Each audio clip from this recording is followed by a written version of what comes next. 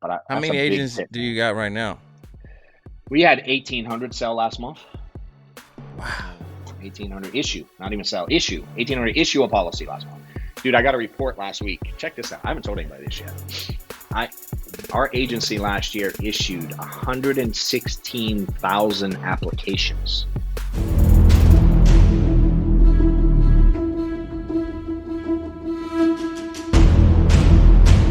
Hey everybody, welcome to the Rainmaker podcast, and I am super excited. So if you're a life insurance agent, you want to stop what you're doing, you want to close out all tabs, grab a pen and a piece of paper, because today we got the man, the myth, the legend, John Wetmore in the building, and he's going to be talking about how life insurance agents can go from zero to writing $30K per month. John, my man, it's definitely a pleasure to have you back on with us once again. What up, dude? Appreciate you having me back on, man. It's always a Yeah, pleasure. man. For sure. Definitely looking forward to this episode to kind of learn from you. I'm going to grab a pen and a piece of paper myself. And looking forward to seeing you in the next couple of days in Miami. That'll be good. Just to kind of give this some context. So you came and spoke 2 days ago to our mastermind group. And from observing you, I realized, number one, you could probably go on and on for hours. And you've probably forgotten more things about sales in the life insurance industry specific, from what I know, than any agent most people would ever even learn. But then two, right, I noticed that some of the people that were even at a high level, how they looked at you and were taking notes. And so from that, I wanted to have you on because I was really curious about going back across the bridge, like we talked about before the show started, and just understanding where it all came from, because everybody sees the finished product. And I wanted to talk to that agent that's kind of struggling, looking to kind of find a way. They're unsure if they got 1 foot in and 1 foot out of the business, right? And I really want to throw a line to them to get their attention, wake them up, and give them some hope that they can do this based off your story today. So let's go back, John. Let's when did this start and how did it start for you? Man, it's been a ride, dude. You know what I always say to kind of validate your point, man. People always see me and others that are having success, like on stages and on videos and social, and they just see today's version and they think it's been that way forever, or maybe the ride was easy. Hell, the ride still is easy, dude. It still has problems. Right. You know what I mean? Like, the problems don't go away. But I always like to be really transparent, and I feel I relate a lot to the average agent. A lot of people do, but I don't, dude. I don't come from no money. I don't come from success. I didn't have success in another industry. My family don't have no success or Right. money. So I was 35 when I even started looking at the industry, at sales. I mean, I wasn't even in the closest thing I ever had to sales outside of, like, I always tried to, like, kind of hustle stuff when I was a kid. I have a lot of those kind of stories, Yeah.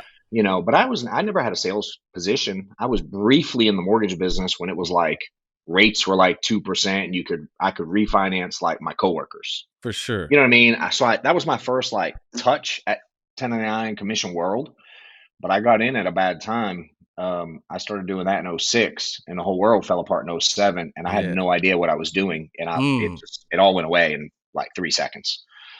But yeah, I mean, it's for some perspective for people, it's like, I always say this, dude, everybody's got stuff in life.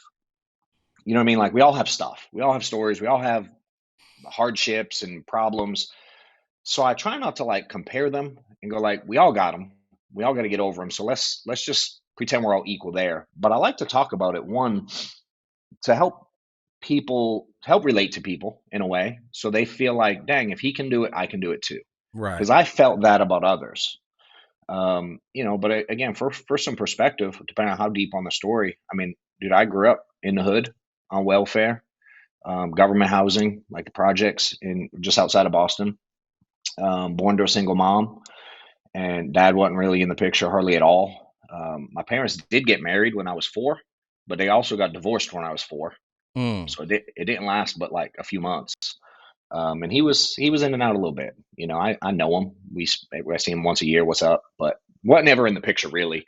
Mom took care of everything. My mom went to college when I was a kid. Like, I don't remember her having a job when I was a kid. She went to school, and the government paid all our stuff. We had the old school, like the tear out food stamps and stuff, Oh yeah, yeah. and The the booklet of government. food stamps with Yeah, the the booklet different of money. colors: the purple, the Yeah, green, correct. the yellow, and the Yes. orange. Yeah. Yeah, yeah, yeah. Yep. So we had the monopoly money growing up. Hmm. Stood in line for cheese and peanut butter. Like that's where I grew up. Wick. You know. Yeah. Yeah.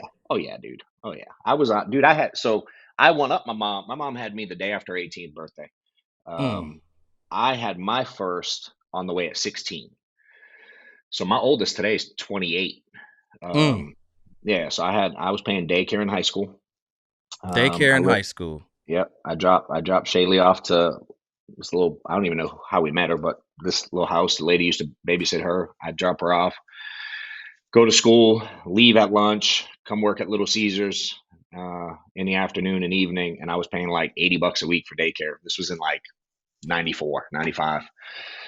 And yeah, man, I worked a lot. I had to work 70 hours. I was making $4 or $5 an hour at the time at the pizza joint. Worked a lot, 60, 70, 80 hours to make ends meet. Eventually got a better paying job in a warehouse where I was loading one of my neighbors. We used to cross paths. He would come home from work when I was going to the pizza joint, and we would talk sometimes. And he was making good money in a warehouse, so he got me a job uh, doing like riding a pallet jack, loading boxes for like restaurants. And I did that over from 6 p.m. to whenever we were done, 4, 5, 6 in the morning. Did that for like 4 years. Probably made 40 grand. That was Mm-hmm. the by far the most money I'd ever seen in my life. I was definitely making more than most of the people in my circle at that time. Again, at Mm-hmm. 40 grand, so it's not like it was a 40 big grand. number. Yeah, yeah. With overtime, dude, that's like working 60 hours a week. But you know what I saw there, dude? I was in this warehouse, and in that world, man, most of the people there were like in their 40s, like my age now. They were in their 40s plus, 40s, 50s. And their entire goal in life, dude, was to go from night shift to day shift. That was it. That was their dreams. Mm. And there's guys in there working 20 years, dude, with like knee braces and back braces, still working the overnight shift, man, making about the same money I'm making. Mm. Mm. I Mm. was 20, 21, 22 at the time. And I looked at it and I'm like, dude, that's my future. I ain't doing this. I want out. My mom had done a really good job at like, she wanted us out of she got us out of the hood in like 10th grade. She was always trying to do better. I remember when she got her first job, when she graduated college. We got our first car when I was like 10 or 11, dude. Before that, it was public transportation. You walk. And so I always saw her trying to like better us. She when she started working, she didn't want me in the public school. So in junior high, she sent me to this really tiny little Catholic school. Dude, I graduated middle school with like 8 people. She just wanted Man. me away from the noise, you Man, you know? know So what's crazy? Our stories are very, very similar. I understand why we're connecting because mm, our stories are eerily, eerily similar. really, Coming with a single it's, mom in the south side of Chicago. yeah, We used to ride the 515 bus. My mom used to tell me that she had to go down a back alley to catch the bus, and hmm, she used to be so scared because she was in nursing school, and this was Dawson nursing school. I think it's on like 33rd and State Street. And yeah, what happened is that she noticed that some little dog used to just follow her to the bus stop every day. She never knew where this dog came from, but it would just follow me and my mom with me on the shoulder in a diaper bag going to get on the bus. And we didn't get our yeah, car till I was probably like 7 years old, and I can remember it to this day. It was a station wagon, and it was a rusty station wagon that it had a hole in the driver's side back seat. So whenever we got in, we had to put our feet like this. And I can remember I would always like throw something down or like spit down it as a kid in my car seat. And man, yeah, we loved that station wagon. We used to go to the yeah, drive-in and put a blanket on the top back then, which just shows you how old I am. Going to the drive-in yeah, theater, and my mom wanted the same thing. She didn't yeah, want she worked really hard. My dad wasn't in the picture, and she really wanted to make sure that at least I had the right information in an yeah. environment that was cultivated for learning. And so she put me in a private school for sure. Man, that's crazy to hear your story. Yeah, yeah. So I did that for 2 years. She put me in a technical high school. I didn't because she couldn't afford private high school at that time. So I went in a technical high school in Lynn Tech for ninth grade, where you explore like woodworking and machinery and stuff like that. You take like 10 different classes, and then in 10th to 12th, you pick one. But in 10th grade, dude, she moved us out to I always say it's like we moved to what I considered as a kid, like the rich area, one of Mm-hmm. rich town, but we lived in the broke section of that town. And, she got us out, dude. And I was mad. I was upset about it. But looking back, it was a good move for us and got us out of a lot of just a bad area, man. Yeah. And, we lived in apartments my whole life. I never lived, first time I lived in a single family home, dude, was when I moved to Georgia and I was like 28, 29 years old. I Mm. always lived in apartments or multifamilies or whatever, you know? So yeah, dude, that's kind of the journey, man, is Yeah. me looking at the warehouse and going, I need a change. So I went to school. I went to college. So at this time I believe I had two kids at that point. Um, I think, yeah, two, because I had my third in Georgia. So I had two kids at that point, maybe 23-ish, 22. And I decided I'm going to go to school. So I do the warehouse overnight full time. And then I would go pick my daughter up, bring her to daycare, and I'd go to school during the day. And I did that in the local community college. Got an associate's degree in accounting. Got my first like big boy job sitting at a desk. Mm. And what's crazy is I actually made less money doing accounting. I started working for the government, and I was making like 28 grand a year as an Mm. accountant. That's And interesting. You get that yeah, degree, you go to school to do the American yeah, dream, and then you get there and you're yeah, like, wait a minute, yeah. what?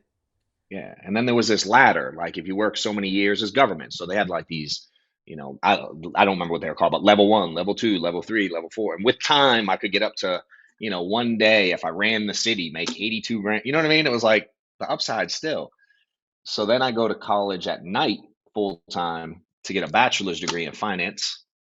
Um, got that degree in only in I think I finally finished. You know what's crazy, dude? So I almost finished. This is crazy. We're getting way off track, but I almost finished, and I moved to Georgia in '05, and I Mm-hmm. had I had one class left to finish my degree. You know what it was, bro? I put it off for 4 years. Public speaking. Public speaking. I had to take it to get my bachelor's, and I didn't want to do it. I was too Wow. shy. So I put it off for like 3 or 4 years or something, and I finally got my degree in like '08 or something like that, 08 or '09 in finance. And I went back. I was doing got again briefly into the mortgage thing. Made a few bucks in the mortgage industry for like 6 months or 9 months, dude. And you know what I did? What? I always joke. I went out and spent money like I signed a record deal with Jay-Z, and I bought a house I couldn't afford. I bought a car. I actually bought like a two-tone truck I couldn't afford. I was like, one loan, and I financed everything. And I didn't realize, dude, like when you say you own a house and you own a nice car and you don't own none of it, because No, when you don't somebody pay the else bill, owns it. You're you paying the bill for it. when you don't pay the bill, bro, they come get it. So in that year, I had a bankruptcy, two foreclosures. Um, they repoed the car, and I got divorced, like all in that '08 time frame. And I went back to accounting, man. Met my current wife during that stage of disaster. And 4 years back into the accounting thing, the intro into insurance was this, to your original question. I found a mortgage protection ad I answered on Craigslist in December 2008, and I tell the guy, "Hey, send me the info for class. I'm interested. I want to knock it out quick and get started." And I didn't get my license actually till March of 2010. So it took me like 15 months to get my license. Then I dialed one day in March of 2010, picked up leads, made, I don't know, dude, 30, 40 phone calls. First time I'm nervous as all get out. Mm-hmm. I have no clue what I'm doing. And I don't know, 4 or 5 people told me to F off. And I was like, these leads, bro, these leads are no good. I ain't doing it. I quit. I quit for 2 years, 2.5 years later. My license had just expired. A buddy hit me up and said, "Hey, I know, what are you up to?" We hadn't talked in like 4 years. We met in the mortgage business. And he goes like, "What are you up to, bro? I met this guy you remind me of. There's some people doing well in this thing. I want to see if you're open to an opportunity." He hit me up Facebook Messenger. It's my buddy Jeremy. He sits in the office next door still to this day. And I was like, "What is it?" He says, "Insurance." I was like, "Nah, bro, I tried that. I ain't doing that again." Now we're not doing that anymore. But you know what happened, man? He's like, just come down. We go meet like a local like sports bar or whatever. And when he had known me in the mortgage business, so he knew my personality was like I was trying to get out. Same as my mom was trying to get out. Same as I was trying to get out of the warehouse. I'm trying to get out, dude. Dude, at this point, dude. I got 4 kids, broke as a joke still. Again, just got off the bankruptcy, foreclosure, all that stuff. And I got 4 kids, divorce, child support. You know what I mean? Like my world's a mess, bro. I'm making $500 a week, working 2 jobs. It was a disaster. And so he brings me down, and what he did for me that was different for other people is he didn't really like just sell the dream of selling insurance, because that wasn't my big vision to be a sales guy or have a high paying job. I wanted to have something, dude. I wanted, like, when we were in mortgages, I used to be like, let's build a mortgage company. And I had no clue what I was doing. And he related it to that for me, though, dude. He's like, you can sell to get out of your hole. Here's what other people are selling. Here's who they are. Here's how much they sell. Here's how much they're making. Here's how they're doing it. But better yet, here's some guys that took it and they started hiring other agents. And I had done that in the mortgage, but mortgage works the same way, dude. I can run the place. I can hire a loan officer and get a spread. So I had started toying with that back in the mortgage deal. So he related it exactly to mortgages, but he pointed to guys like Sean Mike and Killamet, some of these other guys that were killing it. And he's like, they're building teams, and he literally, dude, on a napkin, bro, mapped out how overrides work, Mm. how you can increase your commission rate, how the whole carrier thing, and build an agency. He mapped it out for me, and I was like, dude, no one's showed me that before.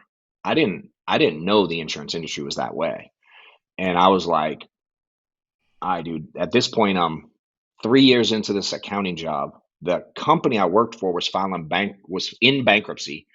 They were going through lawsuits. I was dealing with all. It was. We weren't meeting payroll. I'm like, I got to do something, dude, because I was gonna be looking for another job. So I started it part time, and did a year part time. Made. I was not good. I mean, I was not good, but I worked consistently for a year. That's the thing that's always funny with me is, like, one of those sayings people go like, I wish that you got to come into this and have a business owner's mindset, dude. I don't agree with that. Mm. Um, I think that agents, if they had an employee mindset, they'd show up and work every day. You know what I'm saying? Like, I Yeah. wish more people had the consistency that they've had on every job they've ever had. Huh. You know what I'm saying? Like, I showed up to my accounting job, dude. I commuted an hour and a half each way every day for whoa, for 4 years, and I didn't want to go, but it didn't matter what was going on in my life. I still had to be there in the office every Monday through Friday for my 40 hours a week. No matter what traffic was, no matter what the weather was, no matter how my health was. If and you get your sick days and vacation, sure, but the overwhelming majority, I had to be consistent for my entire career. So when I started this, dude, I didn't struggle with consistency. I wasn't good, but I was consistent. I dialed every Sunday, ran Monday and Tuesday nights, and I dialed every Thursday, Friday, and ran Saturdays. I did that for 12 months. And I made 60 grand my first year. And I'm telling you, I was trash, dude. But I just saw enough people, and Mm. I studied the industry. I learned, I watched a lot of videos and content, took a lot of notes. And when I missed sales, I would write down why I missed sales. And I would start paying attention to, like, the things I was saying that were getting people to respond certain ways. Like, I'd always get like, well, we got to think about it. Can we call you on Tuesday? We'll take your business card. We really like you. But I would get that a lot. And I'm like, dude, I got to be doing something to bring that on every effing appointment. Like, Mm. there's got to be. And so I started working on the craft, man. And, again, wherever you want to go with this, I can keep talking about Yeah, it, for or if sure. you want to, Yeah, if you want I got a couple things that you said in there. So to, before we go deep, I want to kind of go wide, which is walk me yeah. through like that year progression of, like, the 5 year part. So year one, 60K in the first year. What happened year two, year three, year four, year five? Oh, my income? Yes. Oh, yeah, dope. All right. So first year, I made 60. That was at the previous companies before FFL. And at that stage, dude, I was at a 55 comp. I had Mm. real comp. I'd made some decent money. I was at a 55 and I was selling a decent amount of final expense by door knocking, so which the comp was lower. So I was sometimes getting 40% on a product sale. Mm. 2014 was the first year. I've been with FFL since the day they opened the doors. I didn't know Sean. I was just kind of the new kid on the block, and Killamet, whose hierarchy I'm in and been my mentor for a long time. He was coming over, so I was like, all right, I'm in. And so I started with them December 2013. So 14 was our first full year. And again, I'd quit my job. I had just started full time in August of 13, so I was 3 months full time when FFL started. And again, my threshold was to make 40 grand a year. So I'm like, it's I learned I can do that in insurance. So although I was a little scared, um, I have 5 kids at that time, and by that point, and for me, what I had to do that first year, the reason I took it a year, I said I want to save up 6 months of income in case I don't make a sale for 6 months. I could pay my bills because I was still at a point where I wasn't sure I could do this, dude. That's how nervous I was. I wanted to have a 6 month in case I missed every sale for 6 months. Mm. You know what I mean? So that first year, I'd saved up like 30 grand in the bank. So when I was part time, all the insurance money, as broke as I was, I didn't spend none of the insurance money. It all went into a separate savings account because it was to get us out of the hole. So I kept living on our paycheck. We were still, dude, cutting coupons for groceries, $80 a week grocery, but like we were still living broke. And that was my business account to build the next venture and kind of have a bridge to the next thing. And again, after filing bankruptcy and foreclosure, I was nervous, man. So I Yeah, needed a cushion for to sure. to feel comfortable bouncing into a career I was afraid of. Yeah. So Um, so that's 2013. What did that? yeah. Because I talked about this at the last mastermind, and guys are it was kind of going over their head about the 3 to 6 months things. What did it do for your confidence having that in the bank? Well, dude, I'm like, as long as I keep working, I don't see any way possible that I can't make a sale in 6 months. Like I didn't believe that ever. You know what I mean? So for me, what it did is it made me be able to go into homes and not be worried about like my electric bill anymore. And that's why I did it part time too, because I wanted to keep the accounting money coming in. So I didn't want the focus to be like, oh dang, I have to make this sale to get groceries this week or pay the electric bill or whatever it was. So it gave me a level of comfort where I know at that moment in time, I wasn't, again, we were still paycheck to paycheck, dude. I just happened to pile up, you know, 5, 6, $700 a week for 12 Mm, straight months. It's not like it right. was gobs of money.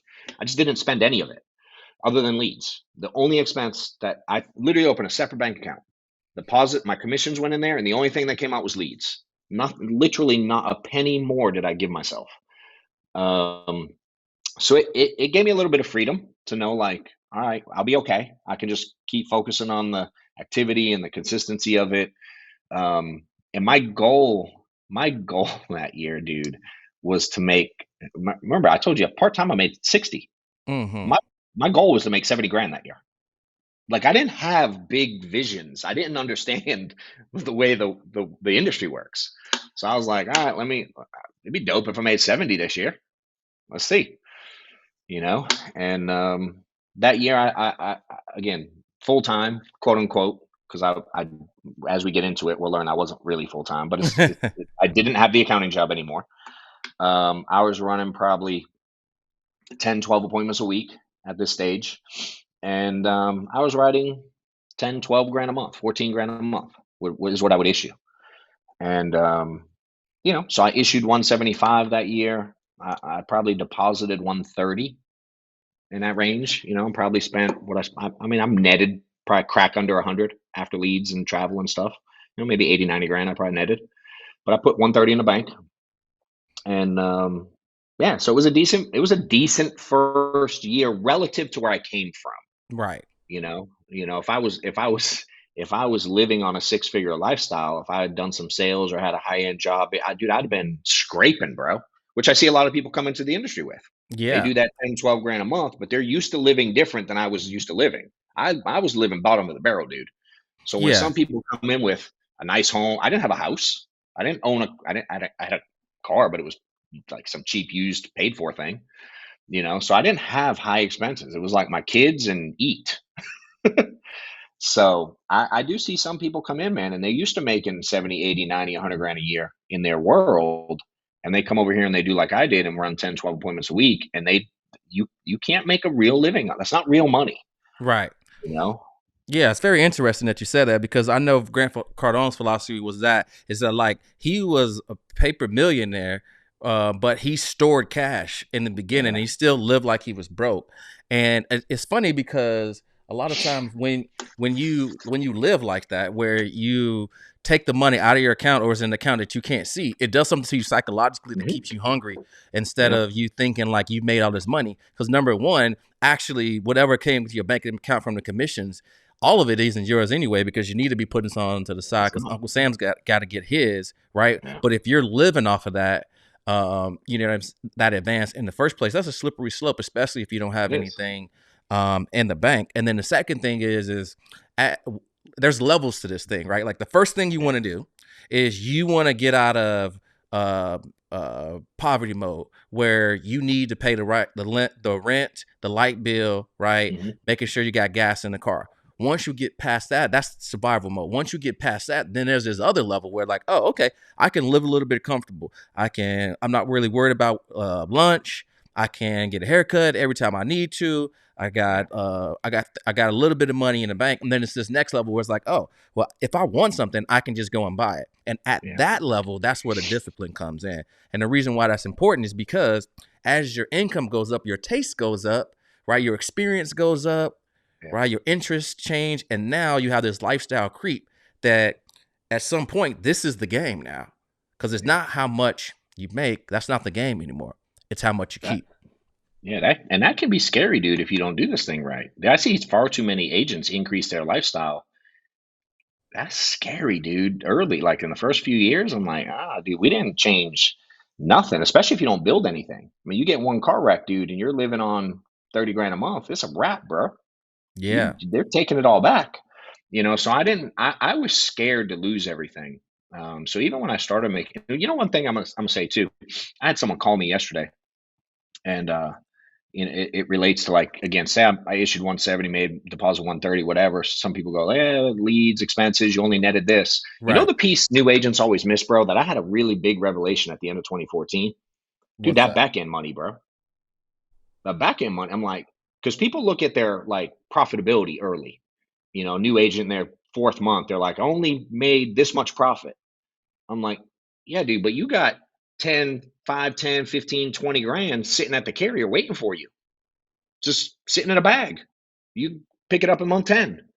You know what I'm saying? It's like people miss that part. And Mm. do when that back end money, you know what I'm saying? Like if people look at their ROI like right now.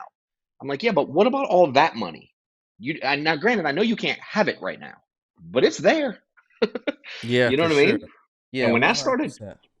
when that started trickling in at the end of 14, like a little heavier than I was used to, I was like, dang, because at that stage, dude, you're still getting paid sporadically.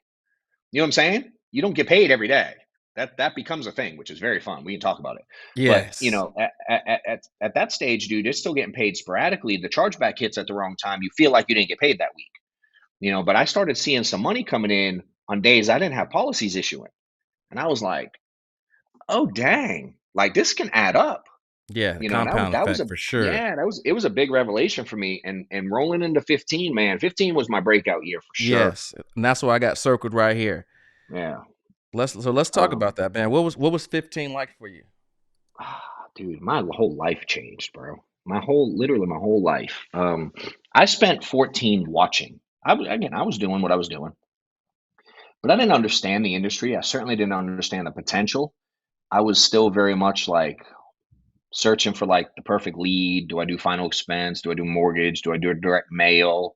Do I do internet leads? Do I, you know what I mean? Like, what do I do? Whose script do I use? Do I use Mike's script? Do I use Mark's script? Like, you know what I'm saying? Carrier Right. A, carrier B, what price? You know what I mean? I'm looking for all these, like, what's going to get me to that next level? And it was all very external stuff. And I was just watching people, dude. And I've always something I've always had that a lot of people don't have, dude. I truly believe if you can do something, so can I. Right. Dude, I was given that as a kid. Um, So I was watching guys like Mark Mead and Matt Smith, Killamette. I was right next to Paul McLean, Andrew Taylor, Frankie Femia, these guys that are, massive in the industry today. I was watching them when they were new, but they were crazy successful. They were the guys at the top of the leaderboard in the company, and I was just watching these guys, and I used to travel to sales conferences that they were putting on all over the country just to get around them and hear them speak. And I would like watch their mannerisms, watch how they interact with people. And I just started paying attention, like really studying the craft of the industry of the Right. of the top producers. And I wanted to live like that, dude. They were making, those guys were issuing 3, 4, 5, 600 grand. I'm like, and they do what I do. And they're buying the same leads I'm buying.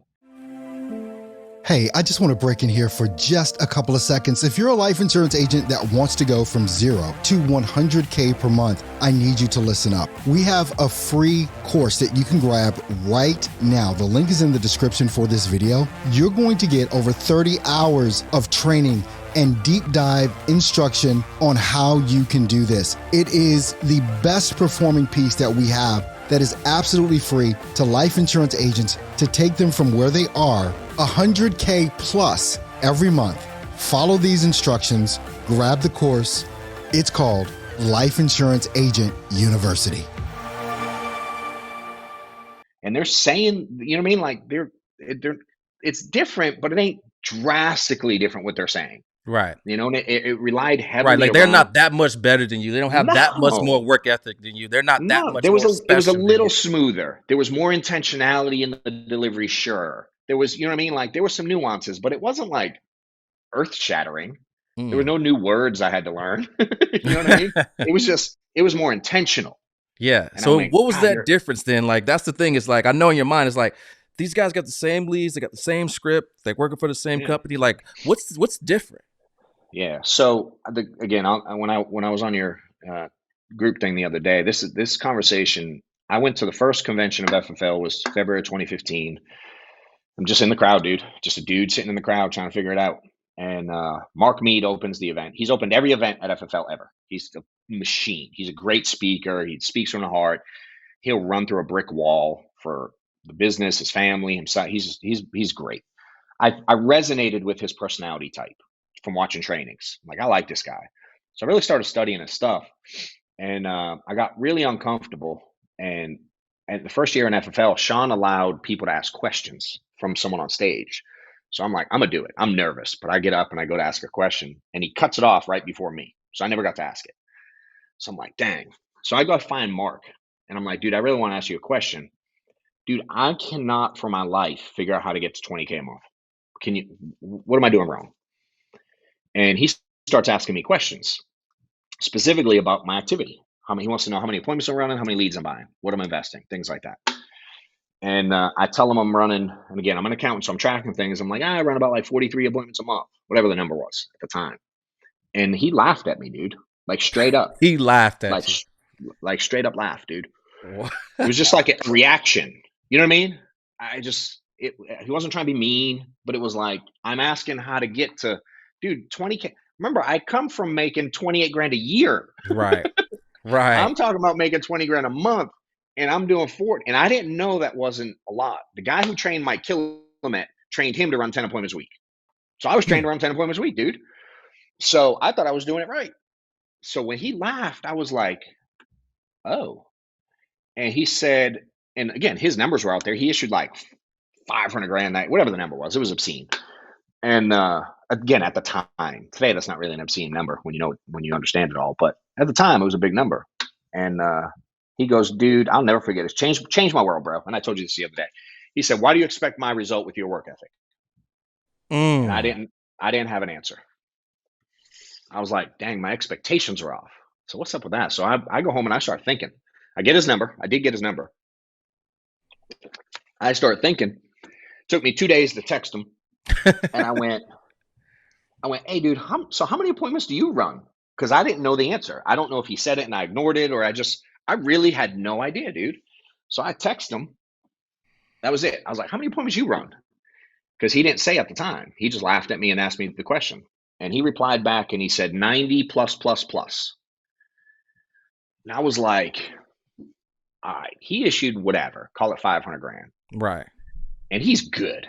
Like, I think Mark can speak. I don't know if you know. Do you know Mark? I haven't met him yet, but hopefully I can meet him in a couple of days when I get down there. He's You're gonna have to one of my introduce best me. friends.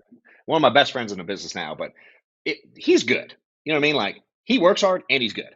But I learned he got good because he worked hard. Right.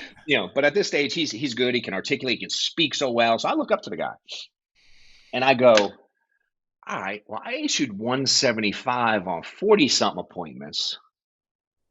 He issued 500 on 90. I'm like, if I run 90 with my same skill set, that's like 350. Right. You can I'm kind of get like, in the ballpark. You can get in the room, right? You can yeah. get in the atmosphere. I'm Yeah. like, dude, it ain't. That's crazy talk to me because I had never thought of it that way. I was so focused on, I have notes and notes and not saying you shouldn't take notes and study and train and learn things, but Right. that's all I was focused on was the skill set piece. And I'm trying to triple, double, triple, quadruple my income on a phone script, on a new lead, you know what I mean? Like, but the same activity in my head. And dude, that conversation, quick conversation, it was short, dude. We didn't talk 2 minutes, but the comment, the question, and me texting him and him saying it's 90 appointments, dude, it was like a relief of all reliefs I've ever had in my life, knowing he just worked twice as many appointments, excuse me, as many appointments as I did. Now be Right. clear, dude. I wasn't confused. I woke up every day at 9:30. I had lunch at home a lot of days. I was home for dinner most days. I was only in the field like 3. You know what I mean? Right. Sporadic. I'm running 2 appointments, 3 appointments, 4 appointments a day sporadically. So middle of the day, dude, I go to the mall. I take a nap in the parking lot. You know what I mean? Like, I know I've got more time to put to. I'm not confused that I had a lot of downtime. You know what I mean? I thought it was the way the business was run, but when he said 90, I didn't go like, I wonder how I can get to 90. I was like, and his whole training was on leads and appointments. I mean, common sense says if I wanted to run 40, don't I just get twice as many appointments? Which either means buy more leads or call leads I have more. Like, Right. the numbers, the logic to it all, dude, it all clicked right there for me. And bro, I started, and I didn't think I was good as him. So I decided I was going to start running scheduling because I wanted to sit 20. So I decided I was going to start scheduling 30 people a week, and I was also going to hold myself accountable to 120 appointments a month. So if I missed my 30, I had to make it up the next week to hit the 120. So what was the rationale behind that number? Because I know you're an accounting guy, so you run the models like crazy. So what did the 120 signify for you, right, with your action? That if you did 120, what did that mean to you? Like, what was that going to play out? So if I sit 20 a week, that's 1,000 people in a year. Okay. If I close 25% of them, I can make 250. That was the rationale. Gotcha. That was it. Okay. I was like, this is just straight numbers. I'm going to make 250 this year. Because again, 175, you know, I mean, I deposit 130. I'm like, I'm 250 this year. So right there, that's the thing though. You put it in your mind. And a lot of times I feel like agents, what they're doing is they're watching someone else's success, and then they're borrowing that achievement to make it theirs. They don't have their own goal. So at what point did you say that at what point did you commit to the 250 and decide, okay, this year, this is my number. This is what I'm going after? That day, dude, that day I came home from convention. I told Steph, I'm like, dude, Mark just punched me in the face. Like, I watched all these guys. She's there. So we're talking about, I'm like, dude, there's all these guys and he's doing this, he's doing this, he's doing this. I'm like, I can do this. If those fools can do it, I can, I'm telling you, I can do this. And I mean that with all best intentions. I just don't, I'm like, I know if that many people can do it, I just know I can figure it out. And so we went back, and my problem was my schedule, dude. I used to dial on Mondays, run on Tuesday, dial Wednesday, run on Thursday, because I have my kids Wednesday nights. Right. I had every other weekend and Wednesday nights. And I remember Mike Killimek goes, dude, why don't you just change your schedule, bro? You know what the power of running 2 days in a row will do? Get momentum going, things like that. I'm like, I don't know if that's possible. Right. So I called my ex and I'm like, hey, here's what I'm thinking. Can we move it to Thursday instead of Wednesday? She was like, yeah, fine. So then I started going the traditional, what you know of today as a traditional schedule, Right. dialing Monday, running Tuesday, Wednesday. Killamet always dialed Monday, ran Tuesday, Wednesday, Thursday in Alabama. Mm. I couldn't do that. So I went to Mike and I'm like, dude, what if I do on Thursdays what you do on Mondays in the office? I'll start doing some kind of training because we weren't getting any real weekend walk. And that gave me the ability to dial Monday, run Tuesday, Wednesday, dial Thursday.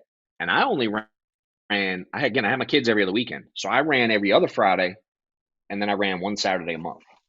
But I was booking 10, it's 11 days a month in the field. But I was booking 10 to 12 appointments a day scheduled, hoping to sit 6 to 8, and I did that 52. Dude, my world changed overnight. Mm-hmm. I mean, 120, again, running 40 appointments to 120. Dude, I started making, I mean, it was instant. It was literally instant. So I skipped 20 grand. I asked Mark how to get to 20. I went from 14 to like 30, 40. Mm. I skipped them, you know what I mean? Because it Yeah. was just such an increase in activity. And then, dude, I learned like I started seeing the same stuff all the time. It was the same clients. It was the same objections. It was the same, whether it was a 70-year-old widow with a big mortgage, or it was a 40-year-old couple who had their, work insurance and they had their, 20-year term that had 8 years left on it, or it was a 22-year-old that just bought a house. I kept seeing the same demographic over and over Yes. and over. There were only a handful. Yeah, these patterns you start to see recurring over and over Yeah. again. So I'm like, all right, I used to write down all the objections I got, and then I would study how to overcome them, and then I would work on delivery. I started watching body language. I started seeing like I started learning I could control stuff. And at that pace, man, if I missed something, say I missed I don't know, where I used to struggle was like you give me a 72-year-old lady that has a $250,000 mortgage. Dude, I used to struggle with that sale, bro. Right. But if I missed it, dude, I see another one a couple hours later. I'm definitely seeing another one the next day or two because I have so many appointments booked. So I would miss it. I'd go, dang, I'd call Killerman. I'd be like, dude, here's what happened. I'd call one of the guys, whoever. Here's what happened. Here's what they said. Here's what I'm thinking. And I started like game planning like it was a sport, dude. I'm like, you playing football. It's like, all right, every time I run a slant, the linebacker comes up and takes over for the corner. You know what I mean? Whatever it is. I started looking at it like that. And I just started, dude, the intentionality, man, I got what the piece I didn't account for when I said that too, because I issued 460 that year. So this is Right? 2015 breakout Yeah. year. Went from 60 to 130 to 460. Yeah. And I probably deposited right under 4 that year. But dude, I didn't account for like momentum or me getting better. Right. That wasn't factored in the math calculations. You know what I'm saying? And dude, at 460, bro, and I didn't change my lifestyle at all. I was still spending it was still going to a separate bank account. I was still paying myself at this point, dude. I was only paying myself the 40 grand a year I was making in the accounting job. So I'm still living on $800 a week. Right. So I was Bet. putting money in the bank. We were still living in a small house. I was living in like a Steph's small house. It was like 1,000 square foot house she had bought when she was like 22. We had all the kids there. It's crammed in. Kids lived in a basement. I used to dial in the garage that was not heated. So I used to sit out in the garage and dial. And dude, it just started coming together, bro. It just Yeah. started coming together. And it sounds like from what you're saying is that number one, you figured out a goal, right? Yeah. And then you committed to that goal because you said Yeah. you went back home. She was at convention and you told Steph. And then the next thing you did is you just took massive action. You did probably four times what you were already doing. And so again, I was telling agents this all the time is like, if you increase the input, the output will increase also.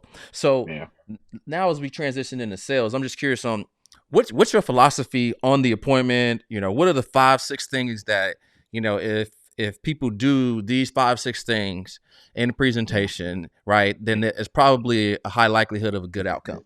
Yeah. Can I explain the 40-hour thing? Do you mind? Yeah, we're going to get into that. We're going to get right into that right after this question for sure. All right, cool. Because it pertains for me. Okay, well, go ahead. Let's do it. Go for it. Cool. So to answer your question better, it's the mindset for me more than anything. Okay. Again, yes, the appointments. but the reason I had it when Mark said that to me, I literally sat back and I started looking at my numbers like legit. And again, I'm running whatever 10, 12 appointments a week, sitting 8. And I went back to the warehouse where I used to be timed to load boxes into trucks. And I didn't talk about it here, but I worked at a call center too that timed me. And I remember going, what if I applied that logic to this career? And I start counting like the appointments, like where you make money, appointments, dials, recruiting calls, like on the phone, Mm-hmm. and come up with a formula for me that got me to 40 hours. Because I learned I wasn't working 40 hours, dude. I was taking 40 hours to do like 12 hours worth of work and saying I was full time. But when I sat down and looked at it, again, I'm running 12 appointments a week, call it sitting 8. I'm in a house 30, 45, maybe an hour. I'm like, it's only 8 hours in houses, and I'm making 120, $150 a week. That's only if it only takes a minute for one phone call, and I'm making 120 a week. It's only a couple hours worth of phone calls a week if I'm timing the phone call. Now I drug that sucker out 8 hour days dialing, but I always say I wasn't dialing all day. I was taking all day to dial. Hmm. And I was doing a couple handful of recruiting calls a week. So when I did the math, if I said I want to get to 40 hours dialing the phone, sitting with clients, and doing recruiting calls, I'm going to build something that gets me to 40 hours doing that. So that was 20 appointments. That's an hour appointments, 20 hours. It was 600 dials. Mm-hmm. Now, if I hit my appointment goal before it, I could be done early. But $600 is 10 hours on the phone, physically timed. 600, it's 10 hours physically on the phone. And then I was going to start doing 30 recruiting calls a week and I gave myself credit for 20 minutes a pop. So it was another 10 hours. Hmm. So I was going to spend 20 hours sitting with people, 10 hours on the phone, 10 hours doing recruiting calls. That's how I was going to get to my 40, which So leads hang me on, because you to, said you were working 40 hours specifically, but it was taking you 40 hours to do 12 hours worth of work. Right. yeah, So it's like, I don't want to miss over that. It was like the things that it was taking you 40 hours, right? You were dragging it out during the day, but that yeah, bro. work only accounted for 12 hours of actual activity for a Yeah. top producer. Yes. If the Gotcha. warehouse counted my hours when I was an insurance agent in the first 2 years, they would not have given me credit for 40 hours. You know what I'm saying? Like if it was boxes in trucks and I only put in 300 boxes in trucks instead of 1,200, they'd have been mad. Mm, Even though I was there for 8 hours or 10 hours or 12, however long I was there. You know what I'm saying? I wouldn't have gotten full credit. I would have just been there. yeah. And I literally took that logic, man, and I was like, what if I just do that here? Yeah. And that's what you meant when you said earlier that if you took that same 9 to 5 mindset Yes, into insurance. Well, most correct. people are like, because now what we're being fed is, you want to escape from the 9 to 5 into entrepreneurship. But this one positive thing is like, why don't you work like you got a 9 to 5 in Yeah. the insurance business? Yeah. Kilomet always taught me that the sales side is your job. The recruiting side is your business. Mm, So you have to have both. You know what I'm saying? So mm-hmm. I had good people around me too, dude. I got myself in good. I put myself around good company on purpose. People that were having success, and I just absorbed stuff, man. And I would ask a lot of questions and take guidance and implement stuff right away. I implement something in a second. I might miss stuff. I might be slow to learn it and pick it up, but when I'm told, like, I implement right now. I'm a Right. right now kind of implementer for sure. Awesome. Um, So so if So I can agents lead come into up the to you. question, Yeah. So yeah, yeah, go. go ahead. I was gonna just say, so agents listening to this, struggling, they're now waking up like, okay, they're reevaluating Yeah, themselves based off what you said. Like, okay, am I yeah, working 12 hours or am I actually working 40 hours? Am I yeah, treating this like I'm working a 9 to 5, clocking in? Would they pay me for the work that I'm doing right now? Is this yeah, actual work? Are you driving? Are you yeah, scrolling on your phone to social media? Are you uh, taking hour and a half lunch, yeah. right? Saying, oh, they're Sorting probably at leads. lunch. Yeah, Yeah, doing all of this calling admin carriers. None of stuff. that stuff counts, dude. Yeah, none of that stuff counts, right? And so No. the three things that you said were you said was dialing leads, Mhm. it was doing Sitting in appointment, homes, sitting in homes, and or then again, you're doing virtually whatever. Make or it like apply. and then doing recruiting Presenting. calls. Yes. Right. Yeah. Okay. So dialing leads, sitting with prospects, and Yeah. then building your business. That's it. And I was Cool. going to get to 40 hours doing that. All the other stuff to me was going to be considered overtime. Okay. So yeah. Now the reason I said that beforehand is I always tell people if anything I tell you in home, if you're not running enough appointments, it about none of this matters. Because you're not gonna like get crazy success. I'm not that good. There's nothing earth shattering about it. It works way better in combination with more activity, you know. So for me, dude, if I go in home stuff, I think important things are one, understanding your client and their intentionality. I remember when I was new, man, I used to always ask clients like, so tell me why you filled this out. And I'm like, one day it hit me like, that's a really dumb question because the form says what it is. And they filled it out. Like the form, like, you know what I mean? Like the form says why they filled it out. So asking it led me to like a black hole sometimes. I didn't know the answer I was going to get. Right. So if someone filled it out for whatever type of insurance they're looking for, mortgage protection, final expense, it don't matter. Why don't I go, hey, Artur, I assume you filled this out to make sure that if you or your wife dies, the house is taken care of, Right. right? Like Right. that is what it says. Why would I assume otherwise? And I know for the first couple years, dude, I didn't assume people wanted insurance. I felt like I had to like sell it to them and convince them they needed it. And when you assume it, your wording is different by default. When I assume you brought me into your house to get insurance for your family, I speak to you differently by default. If my belief level is you need this and that's why you brought me to your house. Whereas if I think I'm going to your house to see if you need it, if you can afford it, dude, I'm naturally going to speak different. I'm going to tiptoe around things. My questions aren't going to be quite the same. You know what I'm saying? So I think going into it with assumptiveness helps a ton. Knowing why you're in a house. I don't have to, even on recruiting. I know why I'm on the phone with them. They're not happy with their financial situation, or Right. we wouldn't be on the phone talking about them joining me. So I got really assumptive. I would say certainly you got to get people to like and trust you. That's important. You know, uh, how to teach that, dude. I think paying attention, listening, asking questions kind of helps that.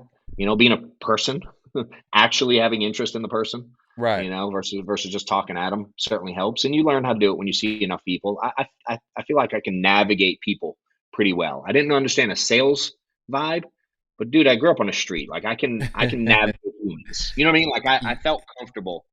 I just had to learn our lingo. Yes. Um, Gotcha. and then I think having some structure, dude. Having structure to it. I think if you can identify in what we do, if I can get the client to identify to me their problem without the insurance, now all I'm doing is solving the problem with my product. Does that make sense? Yes. Meaning 100%. I could come in and go, hey, dude, if you die, your wife's screwed. You're going to have to move here. The kids are going to have to move out. I could say all that, and I'm not wrong. But now I have to rely on them believing what I say or buying into my story, right? They either do or they don't. Maybe they don't feel that fear. And I've learned that most people haven't, especially in the mortgage world, most people haven't sat down, or the just general life insurance world. Most of them haven't sat down and had this like in-depth conversation with their family, like what happens if. So I just got really good at asking questions out of straight curiosity. And if I could get them to verbalize what it would look like if, and it's just by asking questions. Yeah, assume you filled this thing out to take care of the home in the event of a death. Yada yada. Yep. All right, cool. Do you mind if I ask you some questions so I can figure out which product to point you in the direction of? Because there's like 400 of them, and I don't want to spend all day here. You good if I ask you a few questions and narrow it down? And they'd all say yes. So that opened the door to questions. And then I just find out about them. You know what I mean? How much they make, what the deal is, what kind of income they have, assets they have, housing, mortgage payment, just generic stuff about them. And then they painted this picture. So now I can see what it looks like if one dies. Again, the same concept applies in final expense, but I have it in writing. Dude, I can see if he drops dead, there's no money. I don't Mm. need to ask. And they hear Does that make sense? themselves saying it too, so they're like, "Oh They're crap, saying it, yeah." and I can ask questions. So I'm like, again, I make $5,000, you make $4,000. I'd be like, and your bills are this, your mortgage is this. I can be like, huh. So, Mary, if Bob dies, all you got is $2,000 left to pay the $1,800 mortgage. Am I reading that right? It's Yeah. going to get her thinking. She's going to be thinking, which is what I want. I want to provoke thought with my questions. And I want him to see her panic. You know what I'm saying? Like in that type of situation. And you can make this adapt in any way. Any product you're selling it. All these are is like marketing angles. Any of them. Yes. Final expense, mortgage protect. That's all it is. Yeah. So it's the intentionality behind it.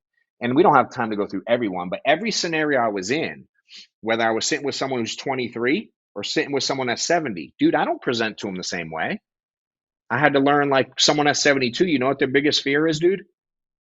You probably know it when I say it, but when I'm sitting with someone that's in their 70s and we're talking about them dying, do you know what their biggest fear is? What? Is leaving a burden on their kids. Mm. By far.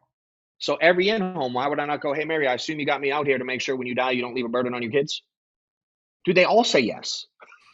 Yeah, and I love how you just say, like, everything is like it shifted from asking questions to a more of an assumptive, presumptive kind of mindset. Where Yeah, you assume you filled this out because you wanted me to be here, or I yeah, assume that you had an interest or something that you were worried about, some burden, yeah, something was on your mind, something was on your heart. So now I'm here to just figure out what that was and give it to you. And so when yeah, you're saying I assume that yeah, X, Y, and Z, it's like, okay, so we're already past that.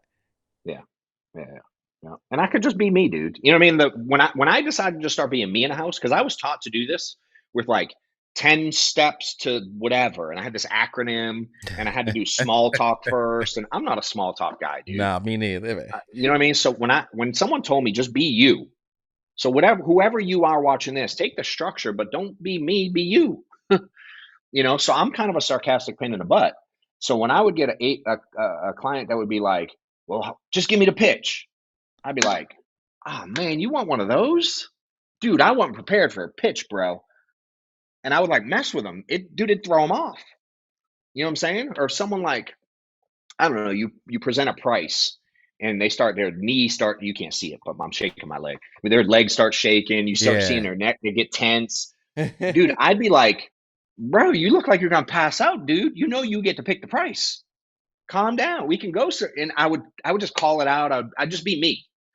You know what I'm saying? And I think that helped, man, is like just being naturally myself. You know, I wasn't there to pitch people. And if you want a PowerPoint, I'm not your guy. Right. You know, and if you want to quote, I'm also not your guy. I'm like, you really want me to quote? Like, what do you mean quote? You want me to just make something up? Dude, I know nothing about you. Wouldn't that offend you if I just made up a number right now on the spot? It'd be weird. I mean, I can do it Yeah. if you want, but it don't mean nothing. I would say that to clients. Yeah, we got a You know? saying in our mastermind, and I got on a couple of t-shirts. I'm not the quote guy. I'm not here to give you the Yeah, quote, right? yeah, buddy. Yeah, for I love it. sure. Yeah, so Well, I think that's some of it, man. And then just being assumptive with the close. You know what I mean? Coming up with whatever it is. Just again, you track with them. And it's like again, my deal was really easy. Hey, you got option A, B, C. Which one do you want to go with? awesome. It wasn't that deep, you Yeah. know? So, I mean, there's a lot of things in here. Definitely going back and watching this, you definitely dropped some gems. So as we kind of wrap this up, let's bring this whole thing full circle. So Yeah, if you're a younger agent, right? You're yourself back in 2013, and you're trying to figure it out. You want some bigger things for your life. What are a yeah. couple things that you would go back in time to say to that younger John in 2013, right? For some lessons that you learned, like what would be some advice and feedback that you give to them? Man, I would say don't be afraid to make mistakes. Um, they're part of the process. I got really emotional when I made mistakes and missed sales and got negative reactions. I was super emotional about it, like I wasn't expecting it. I truly thought that one day they'd all go away. You know what I mean? So I think if you just understand at the beginning, you're kind of like building this, as Mark always says, you're building this thick skin to the nose and the negatives of the industry that are going to go away. It's like baseball, dude. Right. I mean, no one's ever going to figure out how to hit 7 out of 10 ball. There's never going to happen in the history of time. It will never, ever, ever, ever happen consistently. Maybe in a out of 10, but over the course of a year, no one's going to get 7 out of 10 hits ever. You know, so it's like don't try for perfection. I think you're making a mistake there, but try to incrementally get better. You know, knowing mistakes are never going to go away. I make mistakes every day, still to this day, dude. But I look at them as opportunities to to learn how to solve a new problem and adjust and adapt. Mm. You know, I would say get around, which I think I did a fairly good job of this, but I think it's important to get around good people that are doing well in the industry. Far too many agents ask questions of someone that they're comfortable asking questions to.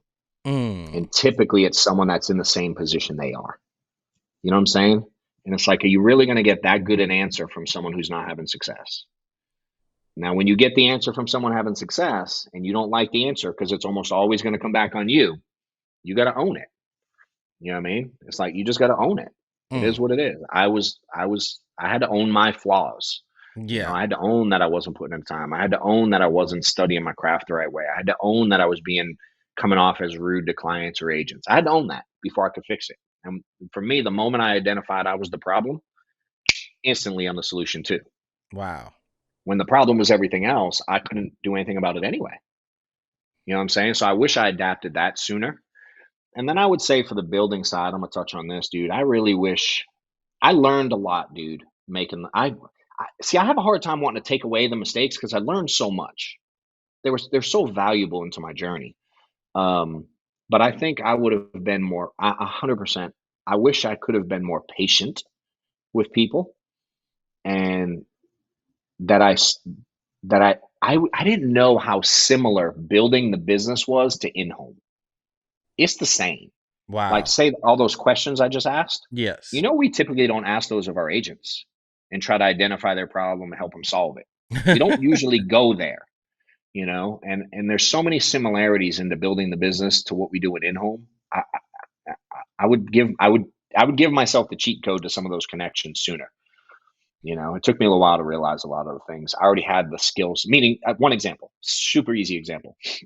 You sit with clients, right? And Right. you know a lot of guys that know how to sell a lot, and they scare off all their agents, and they get frustrated by all their agents, and they get mad at all their agents. Like, they exist, they're everywhere. I was one of them. When you sit with clients, you're very what's the word I want to use? You're like you have a wide. You sit with all these different personality types, Right. right? And you're very like there's a perfect word that's slipping my tongue right now, but you can adapt to different personality types. You're very dynamic. That's the word I'm looking for. You're very dynamic in your ability to adapt to different personality types. You would probably not, especially if you're an elite producer, when things go negative, you probably don't show your emotion to clients. Right. You probably don't speak to Joe, the 20-year-old, the way you speak to Susie, the 62-year-old, Right. right? Your intentionality level's different depending on the scenario. Yet I learned with agents, bro, we tend to treat every agent the same. Mm. We aren't so dynamic when it comes to different personality types of agents.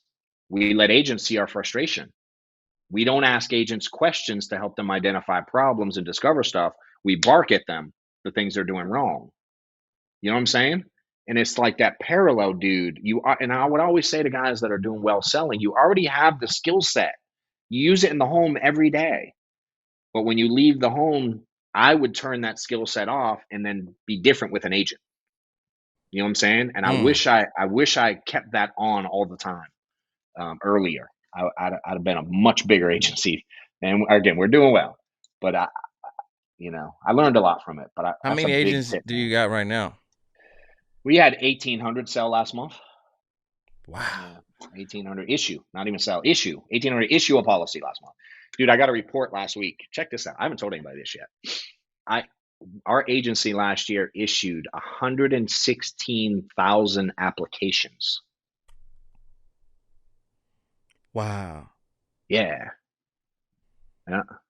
First year, 2014. You know how many apps we did for the year? How many? Like 160, like under 200. And we did 116,000 applications this year issued. That's a Wow. big number. Yeah. I'm like, holy smokes, dude. This come a long way, bro. Yeah. So to It was like hear 100, that, right? It's like it was that's a crack incredible. under 150 million. It was like Yeah. 149 million and some change. That's Dang. insane. Yeah, bro. How do you get to 1,800 agents? One at a time, dude. One at a time. Our mantra in my office is help people get paid. That's what we do. Mm. We get shit done. It's all over my office. You can see if you were in here, you could see it. There's a little GSD. We have them all over. Get shit done and help agents get paid. That's what we do every day. And if I focus on that, helping agents get paid through my story and teaching them, the mistakes I made and helping it be shorter for them, I then start to get a bunch of agents. And I got to a point where we had probably 40 or 50. And then all of a sudden, some other people started popping out going like, hey, can I do what you're doing? You know what I mean? And then me and a buddy are doing it now. And now I'm growing at twice the speed. And then another one pops out. I'm like, hey, I want to do what y'all doing. Now we're growing at 3 times the speed, right? For perspective, let me think. We had, so 1,800 this month. When I signed with Integrity, let's see, we're 2020, so 3 years ago exactly, we probably had 300. So it took me 7 years to get to 300. And it only took me 3 more to get to 1,800. Mm. So what's that thing? Because I do talk to a lot of agents that are like at that cusp where they've kind of got the systems down in. A lot of the young guys, like Josh Williams and Bo Sweeney and those guys out in Arizona, they're kind of like, right at 960, but they got like 50, 60 writing agents. How do you make that exponential jump to 300, then to 1,800? Like, what is that? Yeah. Some of it's a little bit of luck in the sense that someone's got to pop out, dude. I was taught leadership is taken, not given. I think far too many people try to bless individuals with them being their next leg. Like, hey, you're leg 1, you're leg 2, you're leg 3. Let's go. It don't work that way, dude. When you try to dictate who's going to be your next leader, it's a wrap. It's pack it up, go home, because it ain't gonna work that way. People are going to lead or they're not. So I think for me, one of the things I focused heavily on was continuing to build. And I explained this on your call the other day. Whoever I got. But I also want to, if I got this agency here, I want to be bigger than that agency outside of that agency. Right. So if I got 2 or 3, I want to be the biggest. I want to be bigger than those 2 or 3 by myself. Meaning Josh, for instance, Josh on my team, and you mentioned Bowen, right? Say they're on my team. Josh doing 200 grand, Bone doing 200 grand, dude. I want to be doing 205 Right. outside of them. You know what I mean? I want to have my own agency too. My job is to help them build. And yes, I get credit for it, but I don't want to sit back and watch him and go, look at me build and him do it all. I want to build outside of that. So that was a big thing that helped me during that stage. Why is that important? One, it protects your business, dude. In this example, if Josh decides he hates John Wetmore and quits, I still got a bunch of volume direct. I don't get hurt. You know what I mean? Is a little hiccup in the road? Sure. But if I'm building a business, I should be building a business. I can't go like Josh is building. That's my business. No, that's Josh's business. Right. You know what I'm saying? So I wanted protection. It's cash flow. I mean, you can't get cash flow if you don't keep building direct. That ain't gonna happen. Certainly there's override for a point, but I'm not confused. I want Josh to get up here with me, but up here with him means the overrides go down or away. You know what I mean? It's like with time. So it's like, you got to continue to build outside, at least to have some basic level structure. And then for me, it was a matter of my thing, dude. I always paid attention to who stands out. That's a big one for me. If you look at whatever agency you got now and go, hey, who stands out? Who's the first person that comes to mind if I say who stands out in your group? And I don't even get to define stands out in what, and someone always comes to mind right away. I'll spend more time with that guy. Whereas if you got these agents that say they want to build and they aren't really doing it, do they really stand out, or are they like more the norm? You know what I mean? I don't try to move the norm. I'm going like, who stands out? Give me that guy. Come over here. That was a guy like Zach Trudowski. He was different than the others. You know what I'm saying? I'm like, hey, bro, come over here. And you get a guy like Nick. Hey, bro, come over here. God, you know what I mean? And all the others, they just like they and that changes with time. Just because they stand out today don't mean they're going to stand out forever. You ever been in Atlanta airport? Yes, I have. All right. You know that train that goes, you get on to go to baggage claim and oh to your yeah, gate? 100%. All right. So I explain it like this. This journey is like that train, right? And building is like that. So you got a T gate on one side and then baggage claim on the other end, right? Yes. A, B, C, all the way to Mexican. Well, dude, during that ride, you know how some people get off the train and other people get on the train? Yeah. But you stayed on the train. Right. That's how this business is. So there's some people that are going to be your guys right now. They're going to be they're your dudes, right-hand guys, right-hand girls. They're the ones. They're the managers. Dude, but they're getting off at B. You going all the way. And some new ones are going to get on. And you're going to go, oh, dang, who are you? You know what I'm saying? But if I'm trying to chase that person who got off on B gate, when they don't want to be on a train no more, dude, it slows me down. You know what I'm saying? So this thing is ebbed and flowed. If I look at the managers I had in 2017, who I thought we were going to ride forever with, a lot of them, like 85%, 90% of them are still here, but very few of them have grown any since that stage.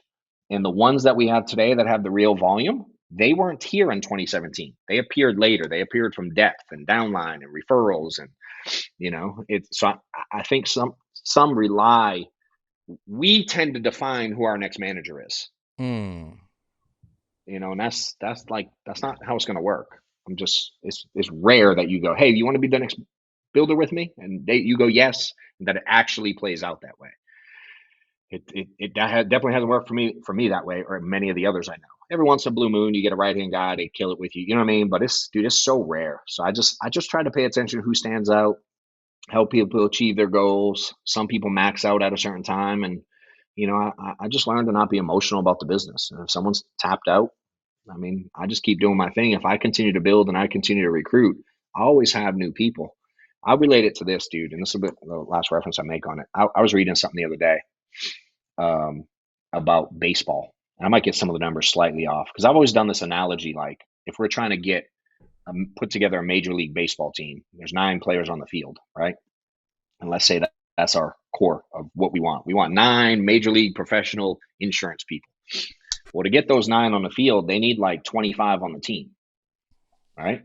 But to get those 25 on the team, dude, they got to choose from hundreds in a minor league system. And those hundreds in a minor league system come from thousands in a college system. And of the thousands in a college system, they got millions in a high school system. You know what I'm saying? I read, it was something like, I think there's like 3 million kids play high school ball or something like that. Wow. Then like 500,000 play D1 college ball. Then like 20,000 play in some form of minor league things or something like that. And it's like, there's like 1,000 playing the majors. Right. You know what I mean? Like that, but to get to the 1,000, dude, you got to start with millions. You can't field a team by going like, let's get 9 people to play baseball and compete against the Yankees. It don't work that way. You know what I'm saying? So in this business feels very similar. Everybody wants the starters, but they ain't willing to develop the farm system. You know what I mean? So during this time, dude, I had to develop that farm system and identify people and like who plays third base, who takes ground balls better, who fields, who runs fastest, who makes good hits, who makes good decisions on the field. They're always watching that before they promote them up and get them on the field in the majors. And it felt very similar, this process, you know, and I think far too many people try to field a team of 9 major league players with 10 guys. And it can't happen, dude. Yeah, man. Know? That's gold right there. Well, John, man, I know we're going to have a bunch of conversations because I'm looking forward to seeing you in a couple of days down there in Miami. But, man, thank you so much because you've poured into agents in my mastermind and the thousands of agents that are going to see this on my channel and on the podcast. So thank you again, man, so much for hopping on and just sharing a bunch of knowledge. Man, yeah, this has been great, man. Thank you so much. Yeah, brother. Love it. Appreciate it. If I can help, let me know. For sure.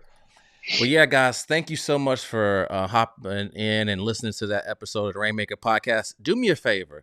Go ahead and like, subscribe, and even share this with somebody that you know is a life insurance agent that could find some value in this video.